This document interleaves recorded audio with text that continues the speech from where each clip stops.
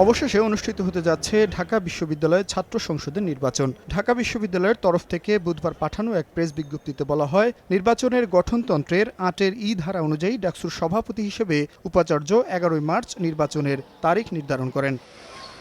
ডাকসু নির্বাচন চেয়ে রিট আবেদনের পর গত বছর ৬ মাসের মধ্যে নির্বাচন আয়োজনের নির্দেশনা দেন হাইকোর্ট। তফসিল ঘোষণার পরও নির্বাচন না হওয়ার শঙ্কার ছায়া নেমে এসেছিল শিক্ষার্থীদের মধ্যে।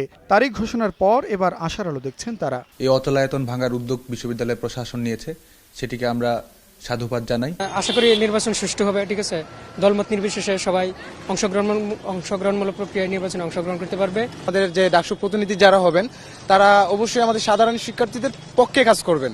এখন ভোট দিতে পারবো, এখন অবশ্যই যোগ্য একজনকেই ভোট দিব। আমরা তো এই ডাকসুটা হবে সাধারণ শিক্ষার্থীদের কাছে দায়বদ্ধ।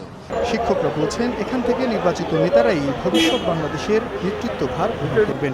এ লক্ষ্যে বিশ্ববিদ্যালয় প্রশাসন সর্বাত্মক প্রস্তুতি নিচ্ছে বলেও জানান তিনি।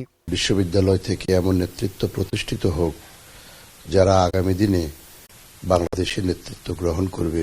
বর্তমান সরকারের সকল সহযোগিতা এবং বিশ্ববিদ্যালয়ের প্রশাসনের পরিপূর্ণ আন্তরিকতায়, পাশাপাশি ঢাকা বিশ্ববিদ্যালয়ের ক্রিয়াশীল সকল ছাত্র সংগঠনের সহযোগিতায় এই ডাকসু নির্বাচনকে অনুষ্ঠিত করার জন্য বিশ্ববিদ্যালয় কর্তৃপক্ষ ইতিমধ্যে সমস্ত পদক্ষেপ গ্রহণ করেছে।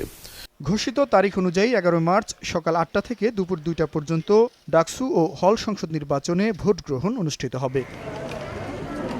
জুনায়েদ আল হাবিব, সময় সংবাদ, ঢাকা।